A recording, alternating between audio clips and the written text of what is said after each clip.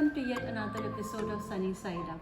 This episode covers a fascinating journey of a Utsahi explorer that I met nearly a decade ago and can confidently say that his Utsah towards life has not diminished even an ounce since that time. In fact, he continues on his quest for learning, living, and experiencing all those diverse aspects that life has to offer. Please welcome Murli Sundarani. By the way, he just started learning to play flute, his namesake. Hello Murli sir. Thank you so much for joining me on Sunny Side Up. Finally, I could catch you, huh? आपकी इतनी सारी busy travels में से, but thank you so much for giving me time today.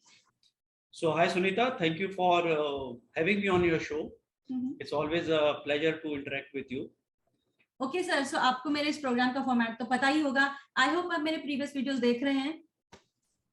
Yes, पहले भी देखे, आज खासकर बहुत ध्यान से देखे. Okay. Good. So thank you so much. So it's a candid conversation and हम cover करेंगे आपकी life journey. तो शुरू की memories, childhood memories से start करते हैं आपकी journey. Sure. So मेरा बचपन बीता झांसी में. Jhansi is a town in Uttar Pradesh. You may be aware. So that's where I was born, and I grew up there. So it was a. Sir Jhansi तो हम सब ने पैदा होते ही हिस्ट्री में पढ़ना शुरू कर दिया था, तो वो टाउन तो ऑब्वियसली बहुत ज्यादा हिस्टोरिकल वैल्यू रखता है हम सब लोगों के लिए. लोग मेरे को भी बोलते थे कि झांसी की रानी और सुंदरानी दोनों को सब कोई जानता है. Wow. So yeah, I had a good childhood, Sunita. I have very nice memories of my childhood. So we were a extended joint family, meaning me, my parents, and my siblings were staying in a house which was an extended house, a Haveli type thing. So though it was me and my parents and my siblings, but my cousins भी सब आसपास वाले घर में सब बड़े हुए हम लोग. So I'm the youngest amongst the 4 children my parents had. तीनों मेरे से एल्डर मेरी सिस्टर्स हैं और मैं सबसे छोटा हूँ. ओह, तो माँ का लाडला, बहनों का लाडला छोटा भाई. Wow, that's a good position to be in, है ना? Actually it was because एक तो बहुत बोलते हैं मन्नतों के बाद लड़का हुआ था माँ को मेरी after 3 daughters. And being the youngest amongst the 3 sisters, you obviously are a center of attraction and attention, जिसको बोलते हैं घर में. तो काफी लाड़ प्यार से पले. और एक चीज मेरी माँ ने हमेशा ध्यान में रखी मेरे लिए कि वो लाड़ प्यार को मैं एक लिबर्टी के तौर पे लेके मनमानी ना करूं. So she always had a strict disciplinarian approach कि ये ज्यादा लाड़ प्यार में अपनी मनमानी ना कर बैठे, बिगड़ ना जाए. Okay. तो अच्छी यादें हैं. We had a good, nice family atmosphere. घर में by God's grace सब कुछ था. तो जब तक स्कूलिंग हुई 12th तक सब ठीक ठाक हुआ. उसके बाद when I went for my pharmacy or doing my B.Pharm, then थोड़ा सा एक financial situation create हो गई थी घर में. Okay. And we got into a tough financial, जिसको बोलते हैं डिफिकल्ट.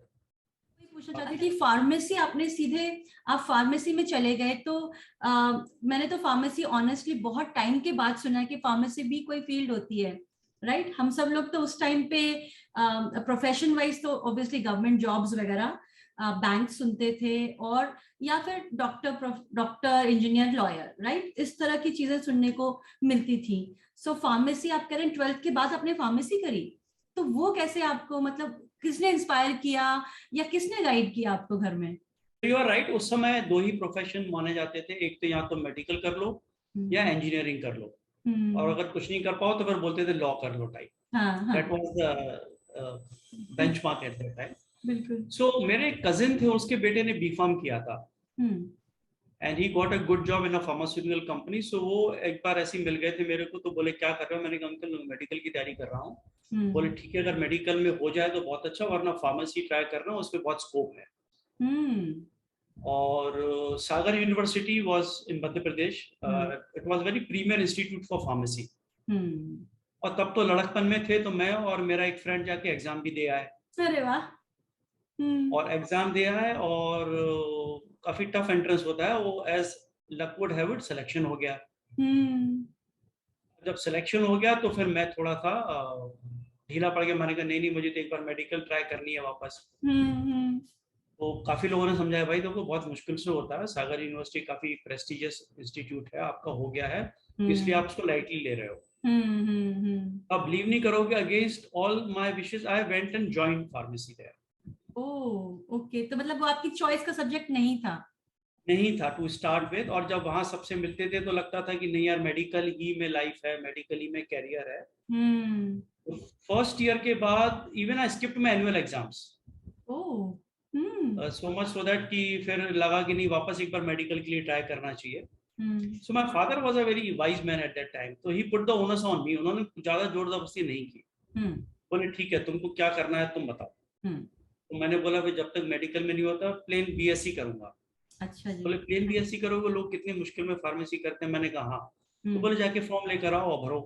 एंड बिलीव मी, जब मैं फॉर्म लेने गया साइंस कॉलेज में तो सब तरह के स्टूडेंट्स देखे। मैंने कहा नहीं यार, ये तो मेरे लिए नहीं है। तो बेसिकली आपको खुद पर्सनली एक्सपीरियंस करना था। हाँ, correct. So I think that was a good ploy strategy. or strategy from my father's side also, to make it my decision rather than his decision. Absolutely. For something he thought was good for me. Wow. So फिर pharmacy करने फिर मैं sir अगर मैं ठीक से समझी हूँ तो मतलब घर में माँ ने इंश्योर किया है कि आप बिगड़ैल बच्चे ना बने, लाडला बच्चा ना बने, एंड पिताजी ने आपको वो इंडिपेंडेंस या वो फ्रीडम दी, या एटलीस्ट ऐसा शो किया कि आपके पास फ्लेक्सिबिलिटी है to choose your own career. So impressive. I mean, like really wise parents, I would say. Yeah, so it really built my early years in my thinking and how to take decisions, you know. आपको मैं बहुत एक interesting बात बताता हूँ. So when I completed my pharmacy after 4 years of graduation करने के बाद, and incidentally I was a gold medalist. Wow. तो मेरे को उस समय एमफॉर्म करने के लिए स्कॉलरशिप ऑफर हुई, मास्टर्स ऑफ फार्मेसी करने के लिए, और वो यूजीसी उस समय स्कॉलरशिप दे रहा था. बट मेरे मन में ये था कि नहीं, अभी और पढ़ाई नहीं करनी है. हालांकि आई वांटेड टू, बट जैसे मैंने बोला कि आर्थिक स्थिति ऐसी नहीं थी कि I would continue to draw money from family. I wanted to become a contributing member of the family, financially. तो सुनीता उस समय ना, वो कहते हैं ना, छोटी बचपन की उम्र में आंखों में एक सपना होता है. तो झांसी में मेरे पड़ोस में 2 मेडिकल रिप्रेजेंटेटिव रहा करते थे. ओके. तो मेरे मन में एक ही तमन्ना थी कि मैं भी बड़ा होके पढ़ के मेडिकल रिप्रेजेंटेटिव बनूं. और देखिए सोच का तरीका क्या कि दोस 2 बॉयज जो रहते थे as a medical rep, they were the most well dressed in my locality. They had a motorcycle. उनके पास यजदी तो मोटरसाइकिल का ब्रांड हुआ करता था, और वो तो एस्पिरेशनल थी. एक व्हीकल था उनके पास. प्लस वो कभी मैंने ऑफिस के लिए भागते हुए नहीं देखा, ऑफिस से कभी थके नहीं देखा. कभी 10 बजे जा रहे हैं, कभी 11 बजे जा रहे हैं, कभी 4 बजे आ गए वापस. तो मैंने कहा ये काम तो बहुत अच्छा है. You dress well, you have a vehicle, आपको ऑफिस का कोई प्रेशर नहीं है, हमेशा हंसते मुस्कुराते हैं. और पड़ोस में किसी को भी डॉक्टर की जरूरत पड़ती है तो बेचारे अपॉइंटमेंट भी लेके आते हैं और मेडिसिन भी दे जाते हैं. बस. वाह. तो वो सपना लेके मैं बी फार्म कंप्लीट करके मैंने पहला जॉब मेडिकल रैप का ही किया. इसीलिए ओह सर, आप अगर अगर आपने एसके शर्मा सर का इंटरव्यू देखा तो उनका भी एग्जैक्टली यही रीजन था, पता है, कि मेडिकल रैप टाई पहनता है और मेडिकल रैप के पास स्कूटर होती है. उससे बड़ी, मतलब उससे ज्यादा और एस्पिरेशन क्या हो सकती है. Wow. My professors were really after me कि भाई एमफॉर्म करो, अगर एमफॉर्म नहीं करना है तो बीफॉर्म का कुछ और जगह उपयोग कर लो. Go to a factory, become a quality technician, या लैब में चले जाओ, या प्रोडक्शन में चले जाओ, या ड्रग इंस्पेक्टर बन जाओ. और एक्चुअली मेरा ड्रग इंस्पेक्टर में सिलेक्शन हो भी गया था राजस्थान पब्लिक सर्विस कमीशन में. अरे वाह. और दोनों डिसीजन मुझे ही लेने थे. फादर ने फिर बोला यू डिसाइड. एक सरकारी नौकरी है, एक प्राइवेट नौकरी है, दोनों के पाथ अलग अलग है और दोनों में डेवलपमेंट अलग अलग है. तो फिर काफी सोचने के बाद मैंने कहा मेडिकल रिप्रेजेंटेटिव का सपना ही पूरा करना है. तो ड्रग इंस्पेक्टर का जॉब छोड़ के I joined as a medical rep in, उस समय सीबा गाई की कंपनी थी एक. तो आई जॉइंड सीबा गाई. और and luckily I got my hometown as my headquarter. अरे वाह. तो उन दोनों में ये बहुत लक माना जाता था कि आप जिस कंपनी में है, because being the youngest member and the male member of the family, एक ये भी था कि ट्रांसफर ना हो जाए किसी ऐसी जगह पे जहाँ फैमिली को ले जाना मुश्किल हो.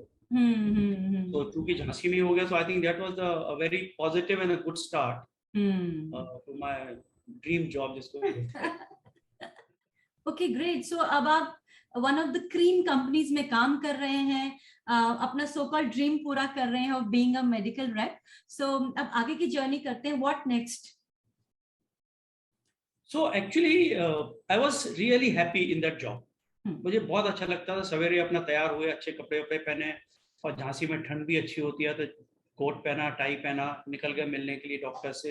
एंड चूंकि मैं क्वालिफाइड था, बी फार्मा किया हुआ था और अच्छी कंपनी में था, तो डॉक्टर्स का रिस्पॉन्स भी what very positive. They would be welcoming because they knew this guy will come and add some value to their knowledge rather than just repeatedly detail the product. So I used to really enjoy it. Morning में regularly जाना, afternoon में घर आके खाना खा के rest करके evening में फिर calls करना चला जाता था. So that sincerely I would do 10-12 जो भी calls prescribed होती थी. And I was really enjoying because sales अच्छी हो रही थी, performance अच्छा था, doctors were happy, my customers were happy. And एक थोड़ी सी धाक भी बन गई थी. सब लोग शाम को आके घर में बैठते थे, हाँ कि भाई चलो इनके यहाँ बैठा करते हैं, पूछते हैं हमें कुछ लाइफ का प्रॉब्लम है, कुछ गाइडेंस है. तो एक वो शुरू से एक रहा कि people would come over and talk and discuss and seek inputs and advice करके.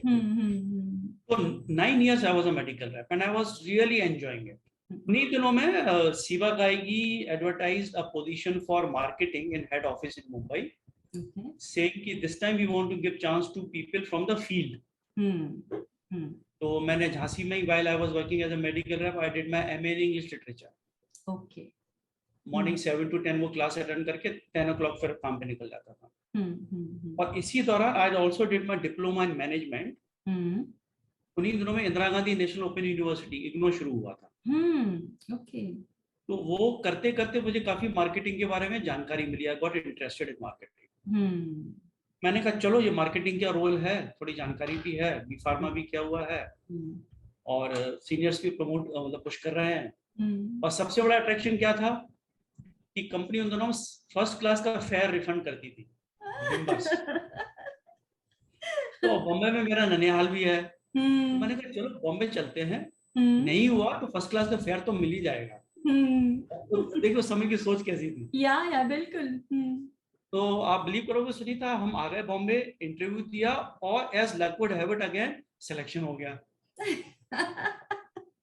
अब वो बोले कि भाई you have been selected and you should join within 3 weeks. आपको आके ज्वाइन करना है and then you stay back here only. अब सही मामलों में सिटी पिटी गुम हो गई.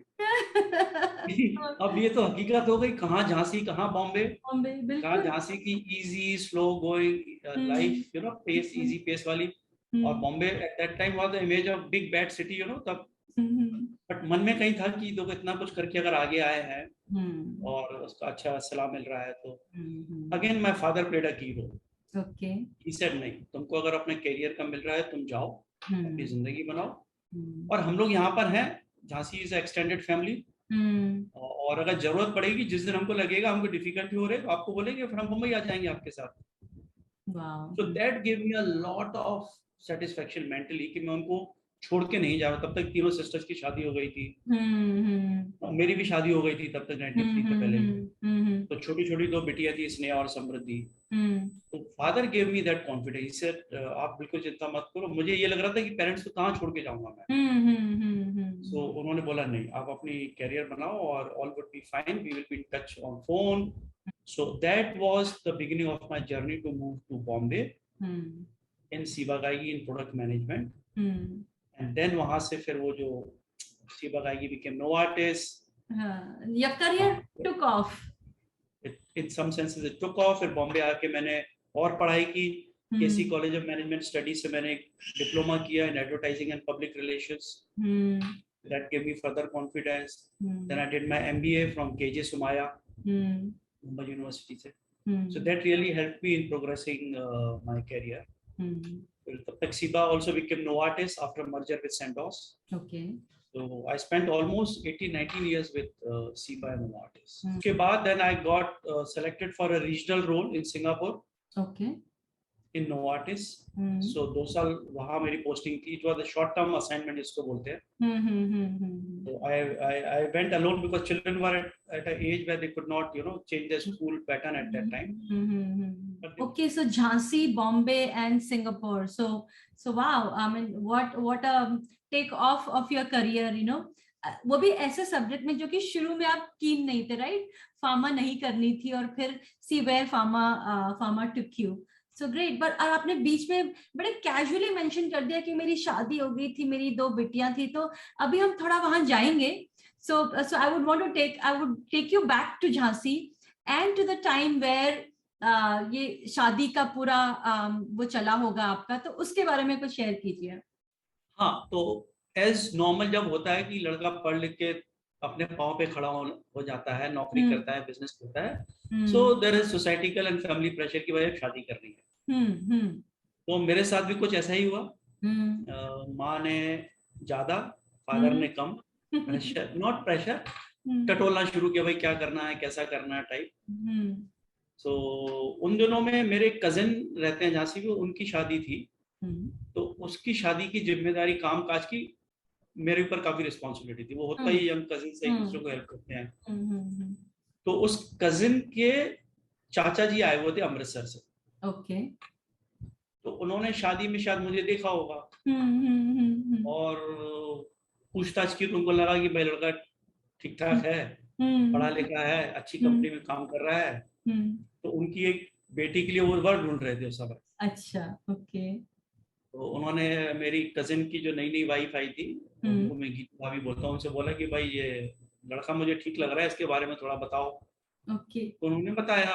तो बोले इससे पूछ के देखो, would they be interested to see my daughter in Amritsar. Okay. अब कहाँ झांसी एक कोना, कहाँ अमृतसर दूसरा कोना. बिल्कुल. घर में बात निकली तो ज्यादा तवज्जो नहीं दिया गया उस बात को. अच्छा जी. इतनी दूर कहाँ लड़की कहीं आसपास की ले लेंगे. हाँ, आसपास ही मिल जाएगी. तो जान पहचान में, तब तो जान पहचान का बड़ा रिवाज होता था. बिल्कुल. फैमिली से होना चाहिए. फिर एक बार उन्हीं दिनों में for the company work I went to Delhi for my meeting. Okay. सीवा में. तो दिल्ली में मेरी सिस्टर रहती है. तो शाम को ऐसे बैठे थे, तो जीआई ने बोला, हाँ शादी का क्या इरादा है भाई. मैंने कहा अभी तो कुछ नहीं सोचा, पर एक ऐसा रिश्ता आया अमृतसर से. बोले आया है. मैंने कहा हाँ. बोले कल चलते हैं. वही कह रहे जीआई. बोले नहीं, कल चलते हैं देखने हम.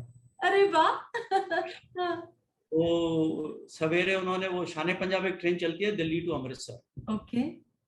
उसमें बैठ के हम लोग अमृतसर पहुंच गए. वहां जाके इनके फादर को गए, वहाँ उनके फादर को इन्फॉर्म किया. तो वो बोले हाँ आप मोस्ट वेलकम, आइए. तो हम उनके फिर घर गए अमृतसर में. और वहाँ फिर बिटिया देखी उनकी, जो आप मेरी वाइफ हैं. हाँ जी. तो I think it work well. And मुझे लगा कि इसके साथ की जा सकती है. ठीक है जी. तो पर अच्छे बच्चों की तरह उस समय जवाब नहीं दिया. बोला कि हम घर जाके माँ बाप से आपको सलाह करके बताएंगे. तो फिर जीआई ने भी बोला हाँ भाई लड़की तो ठीक लगी है, तो अच्छा है. तो फिर घर जाके पेरेंट्स को बोला. तो उन्होंने फिर बोला ठीक है, if you like it, nothing like it. Wow. तो मतलब उस समय फिर वो झांसी अमृतसर का डिस्टेंस आराम से कवर हो गया है. डिस्टेंस कवर हो गया. फिर तो उन दोनों में पोस्ट ऑफिस का जमाना था, पोस्ट लेटर का. एक डेट फिक्स हो गया था कि मैं एक दिन पे चिट्ठी लिखता था. उनको एक दिन मिलती थी, फिर वो लिखती थी, तीसरे दिन मेरे को आके मिलती थी चिट्ठी. And this was the time of peak of militancy in Punjab. अच्छा. ऑपरेशन ब्लू स्टार 84 में हुआ था. तो 84 में ही हमारी एंगेजमेंट हुई. तो तब आने जाने में थोड़ा सा एक प्रतिबंध टाइप था, because Amritsar was under seize eight that time. Military presence and काफी कुछ ब्लास्ट होते थे. So we actually had a period of 2.25 साल between सगाई एंड शादी. शादी के बाद ऋतु घर में बहू बनकर आई. एंड शादी के फिर 2 साल के बाद पहली बिटिया हुई स्नेहा. और उसके 2 साल के बाद छोटी बिटिया हुई समृद्धि. ओके. तो और ये हम लोगों ने सोच लिया था कि हालांकि उस समय एक बेटे की डिजायर हर फैमिली में होती है.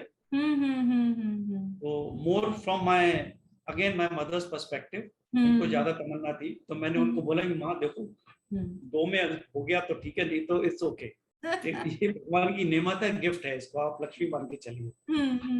सो then I think after point she also said ठीक है. सो एंड इमीडिएटली छोटी वाली के बर्थ के 1-2 साल के बाद फिर शिफ्टेड टू बॉम्बे. करेक्ट. तो वैसे तो सुनीता बहुत सारे लोगों का योगदान रहा, and I really consider my self blessed कि बहुत अच्छे लोगों से जिंदगी में मुलाकात हुई, जो बहुत अच्छे लोगों के साथ मैंने काम करने का मौका मिला. Everybody was helpful, whether my bosses in Bombay or in Singapore office, and even when I came back, everybody was very welcoming. But when I look back, I think a few learnings which I took from my father. So जो उनकी सीखें रही, because I saw him playing those in actual life, those learnings, you know. And he was a very humble man, but a very noble-hearted, nice. और उनके जो mind में clutter नहीं था ज्यादा. He was very clear, very simple, straightforward, and I think that helped me also in imitating in my life, not to keep too much of clutter. Take your decisions in a simple manner. And the highest thing he would keep in his decision making was his value system. So that helped me also, to follow certain values which are dear to me. I learned from him. So real life mein to a lot of, if I can use the word inspiration or learning from my father. But when I look out, I think when I was growing up, India won the World Cup, first World Cup 1983. Cricket. Oh yes. And तब तो TV अभी आई थी. Right. और commentary, and I was always in awe of Kapil Dev. Okay. हालांकि Sunil Gavaskar was a very popular player at that time, very successful batsman, but somehow Kapil Dev का जो approach था, is again his no nonsense approach, very simple approach. You get what you see, like no pretense, no pretext, like. And so वो भी मुझे काफी प्रेरणादायक लगा, काफी इंस्पायरिंग लगते हैं वो. वर्ल्ड कप विनिंग के बाद तो जब फिर स्टोरी सुनी, and now recently we got to see his movie also, जिसमें काफी अंदर की बातें पता चली. So 2 notches उनके लिए मेरे मन में रिस्पेक्ट और बढ़ गई. Because virtually with nothing, he brought together a group of youngsters and went on to win the most prestigious cup of cricket at that time. Yeah. So एक तो life changing obviously was when we shifted from Jhansi to Mumbai. It was a phenomenal change, both culturally as well as socially, as well as financially. So Jhansi mein, it was already 9 years since I was working, and touchwood financially situation had improved by virtue of all these. So we were leading a good quality life there, like वो plot लेके घर बनाने का जो रिवाज होता है वो सब कर लिया था. And when we shifted to Mumbai with 2 young daughters, we could not bring anything from there because parents were still in that house. So you couldn't bring anything. You actually came with hands free, जिसको बोलते हैं. And then we got a house in Thane. That's where we started living. And a very small amount of cash I had brought. कि ये एक थोड़ा TV खरीद लेंगे ताकि मन बहलता रहेगा. And as luck would have it, वो 10,000 rupees we had to pay as a donation for admission for my elder daughter Sneha. So we were left with technically nothing in terms of money to spare. So those 2 years, Sunita, were a real learning experience for not only me but to my family also. So I have no hesitation in sharing that. So वो 2 साल हम जमीन पे सोए, चादर डाल के हम दोनों और दोनों बच्चे जमीन पे सोते थे, because we could not afford to buy a bed at that time. और चूंकि टीवी का पैसा स्कूल में लगा दिया था, तो छोटी 16 इंच की टेक्सला की टीवी आती थी, ब्लैक एंड व्हाइट. ओके. इतनी वो लगा के देखा. Ritu would take Sneha to school walking rather than putting her in auto rickshaw. Evening में दोनों बच्चे स्विमिंग सीखने जाते थे. तो ये तो था कि बच्चों को सिखाना है, पर कंडीशन ये थी कि एक तरफ हम आपको ऑटो में ले जाएंगे, दूसरी तरफ पैदल लाएंगे, और पैदल आने से जो पैसे बचेंगे उसका आपको वड़ा पाव खिलाएंगे. Okay, so that was a deal. That was a deal which in hindsight resulted in explaining to children the value for money. बिल्कुल. ठीक है, आप पैदल चल कर आए, आपने पैसे बचाए, उसके एवज में आपको एक ट्रीट मिली. So they should not feel everything is coming easy, या हम जो बोलते हैं, जो मानते हैं. So I think that was a great learning, that just because, and people back home in Jhansi were thinking, ये this guy has arrived in Mumbai, marketing में आ गया, मुंबई में रह रहा है, बिल्कुल. तो इसकी तो बल्ले बल्ले हो गई type. But those 2 years until we, salary थोड़ी बढ़ी, things became better, and we could afford other small luxuries of life. So एक तो वो learning बड़ी important रही, and the lifestyle was very different, Sunita. Jhansi में, as I still share, I used to be sort of king, हर कोई शाम को आ रहा है मिलने, अपना गाड़ी है, लोग बैठते हैं, बातचीत करते हैं, पूछते हैं, सब नमस्ते करते हैं, ये बहुत लग्जरी थी. और यहाँ पे आके तो who cares? इवन मैं आपको बताऊं, मुझे चलना मुश्किल हो रहा था शुरू के 15 दिन, तो मैं एक्चुअली बहुत रोया था. यार ये किस नगर में आ गए, मुझे लोग धक्के मारते हैं. ट्रेन में चलना था, तो स्टेशन से उतर के बाहर आना भी अपने आप में कला है बॉम्बे में. तो बिल्कुल, बॉम्बे आने में बहुत कुछ सीखने को मिला हम लोगों को. And today when we look back, I think we really value those experiences, and how to manage with the limited resources, from decent amount of resources to limited resources. So that was a great learning experience for all as a family, हम चारों के लिए. और बाकी तो फिर वो कहते हैं tough times make you understand people. जैसे मैंने आपको शुरू में थोड़ा बताया था कि when after 12th when I was in pharmacy, we were in a really a difficult financial situation, and जो लोग जिनको आप अपना समझते हैं वो मुंह मोड़ लेते हैं, they don't respond to you. But एक चीज also I firmly believe कि अगर एक दरवाजा बंद होता है दूसरी खिड़की जरूर खुलती है. So the fact that I could complete my pharmacy studies staying in a hostel, so somebody bore the expenses of my hostel also and my studies also.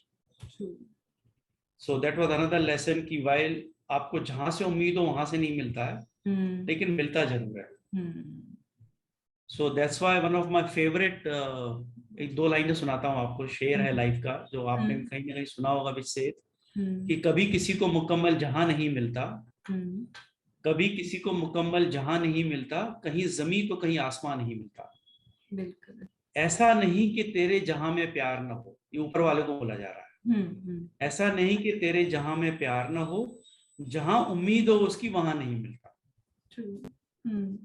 So that helped me, to say, rather than staring at a closed door, look for open window. True. Bad experiences and yes, but there is some good experiences also which are waiting to happen, provided we keep our eyes and ears open. Yeah, absolutely. Great. So I think time for me to move on to my rapid fire questions. What do you say? Are you game for it? Yeah? Yeah, sure. Ready. Okay. So पूरी दुनिया तो आप घूम ही चुके हैं, मुझे पता है, तो इसलिए मुझे लगता है आपके लिए क्वेश्चन थोड़ा मुश्किल होगा, बट मुझे फिर भी पूछना चाहिए कि आपकी फेवरेट सिटी या प्लेस कौन सी है और क्यों? सो जैसे आपने बोला कि काफी सिटीज वर्ल्ड में घूमने के बाद काफी सिटी बहुत खूबसूरत लगी, अच्छी लगी. स्विट्जरलैंड है, यूरोप में फ्रांस है, स्पेन है, ऑस्ट्रेलिया है, न्यूजीलैंड है, सब बहुत ही खूबसूरत जगह है.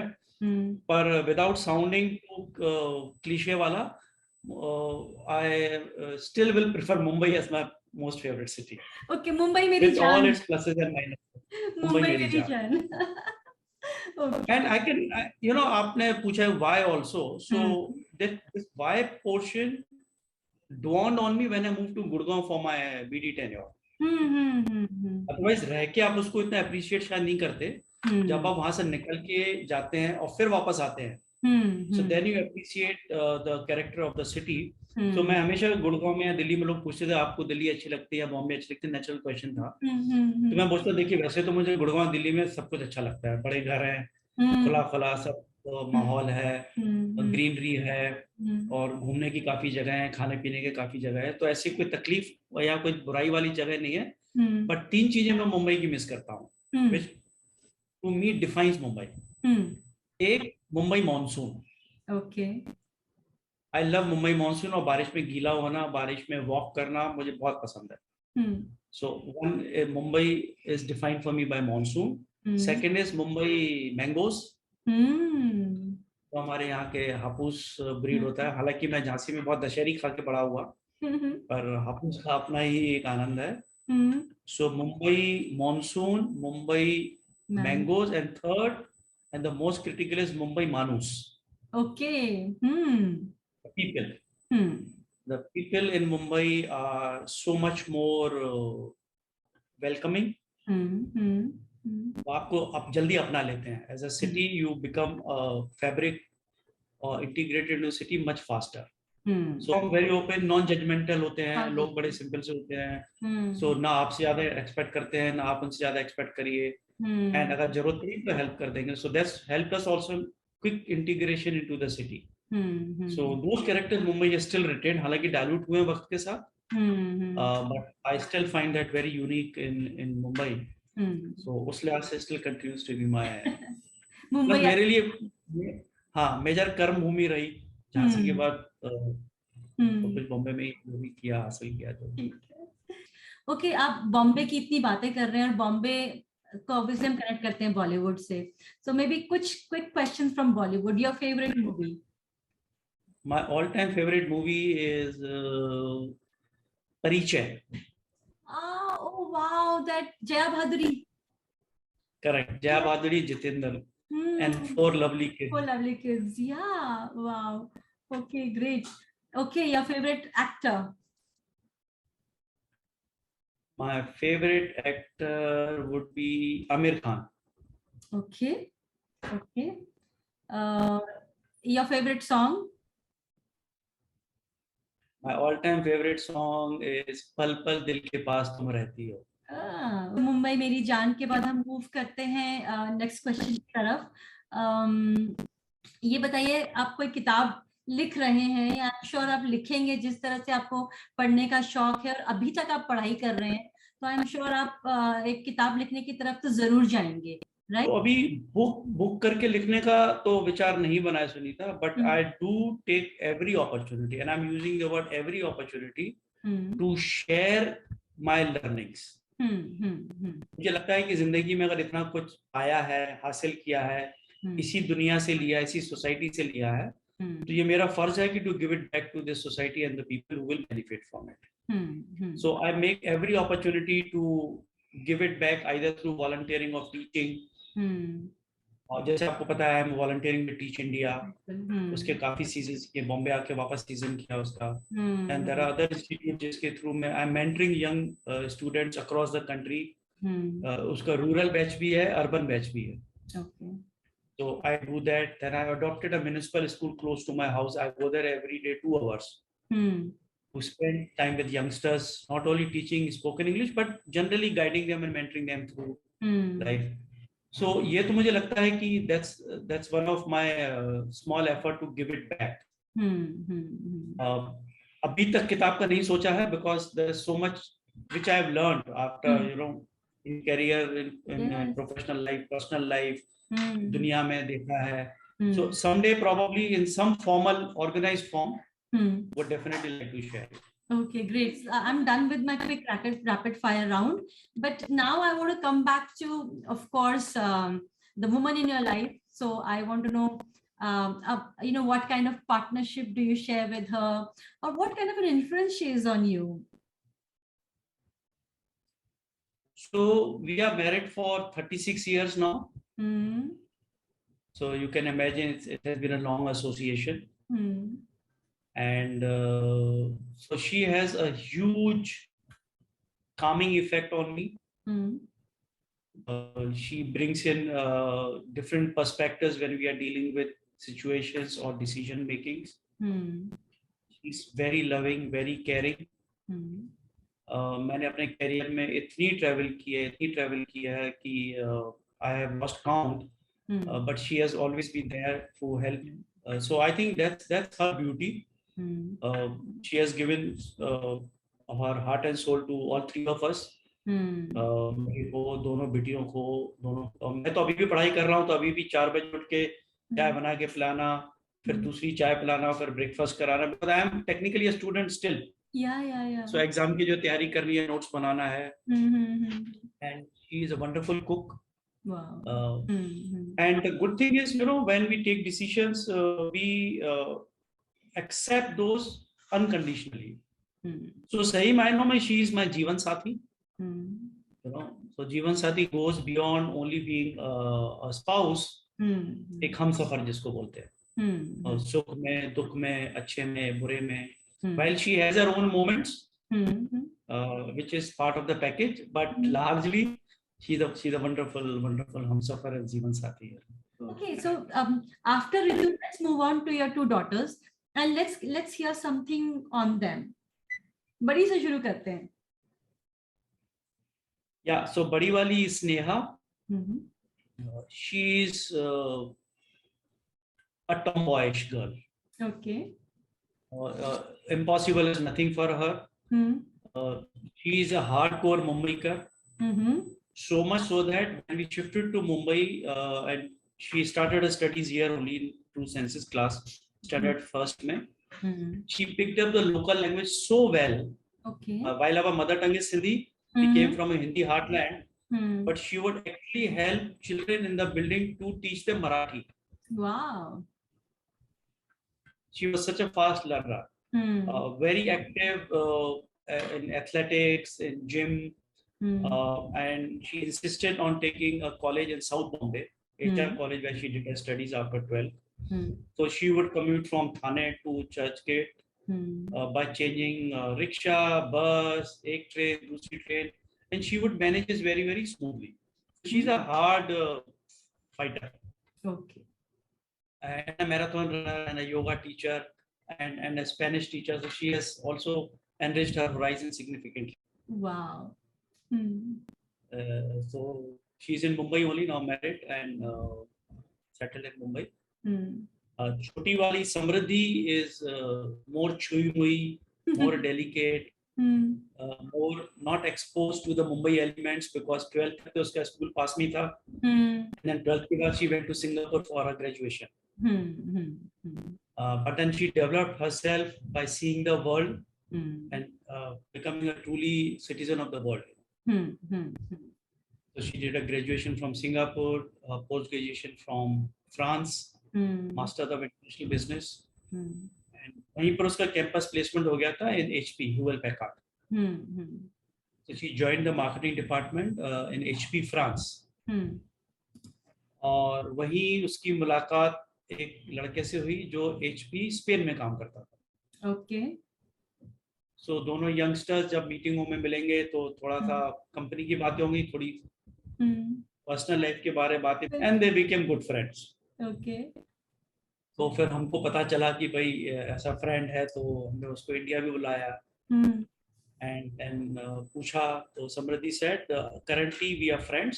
If it changes to anything, I'll let you know for sure. Okay. So उनकी फ्रेंडशिप के 2 साल के बाद जब हमने पूछा तो बोली, yes, we want to take it forward and I want to marry him. उसका नाम है Alex. Okay. Alex Ambrosio Lopes. Okay. Spaniard लड़का है. सो टच वुड घर में ऋतु वाज वेरी क्या कहना चाहिए, understanding. I was understanding, my parents were understanding. So ज्यादा हम लोगों ने वो नहीं किया कि भाई इंटर कास्ट क्या, इंटर देश है, इंटर भाषा है, व्हाटएवर. हाँ, ये तो ट्रू सेंस में इंटरनेशनल हो गया. Exactly. The only thing we did, we went to Spain to meet his parents also. Okay. और हमने बोला कि भाई हमें कोई प्रॉब्लम नहीं, ओनली थिंग है हमारे एक रस्म होती है रोका करना. Okay. Which means कि भाई ये रिश्ता पक्का हो गया तो हम लड़की के लिए नहीं ढूंढेंगे कहीं और, आप लड़के के लिए मत ढूंढो. So they were happy. They were happy. They are a very nice family. उसके भी मदर फादर एक सिस्टर है. तो जाकर अपना कढ़ा प्रसाद और छोटा सा जो शगन होता वो देख के उसके 2 साल की बाद फिर हमने शादी की 2019 में गुड़गांव में. So we had one leg of celebration in Gurgaon, जो इंडिया स्टाइल से शादी किया, and the other leg was in Spain, वो जून में 2019 में वो स्पेन की हिसाब से वहाँ पर वेडिंग किया उनका. And you know, I also remember आप दोनों की वो silver wedding anniversary.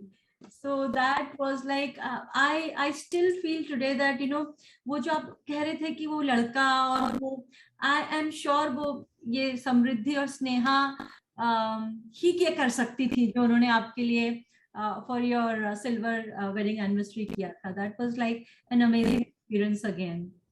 आप उस टाइम पे कोई फीलिंग बताइए, आपको कैसा लगा था उस समय? So it was an amazing feeling, Sunita, because the entire program was conceived and executed by Sneha and Samriddhi. Yeah.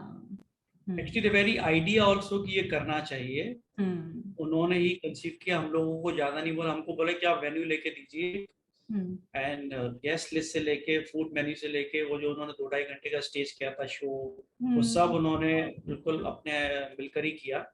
So we really felt again thankful and grateful that children are doing this for us, and very blessed and very proud of them, you know, because बहुत अच्छी तरह से उन्होंने उसे execute किया.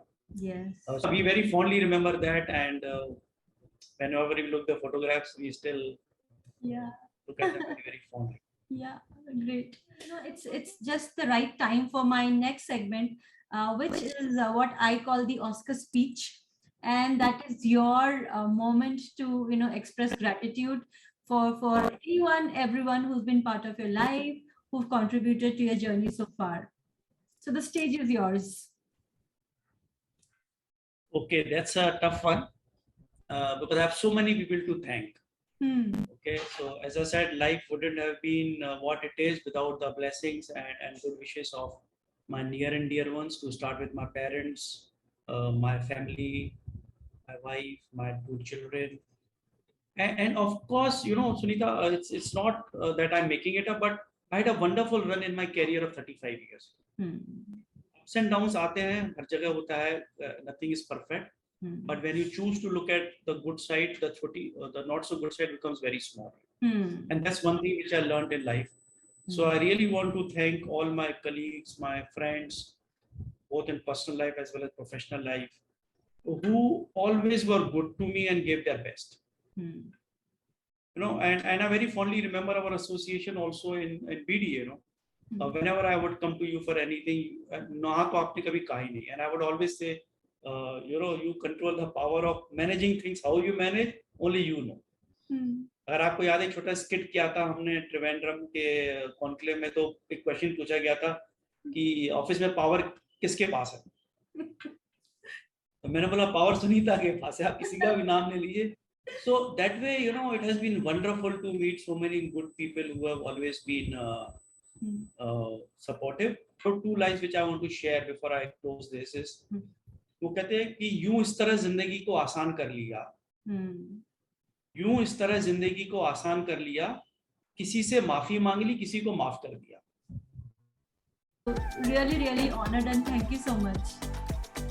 Thank you, Sunita. It is always wonderful talking to you, and this was a really great experience, and for sharing. And I wish you good luck in this endeavor. It's a fantastic initiative. Keep smiling as always, and keep progressing. Thank you so much. And that was my conversation with Murli. I am so inspired by his quest for learning, exploring, and enjoying this beautiful journey called life. See you next Sunday in another episode, another life journey. Until then, look up at Sunny Side Up.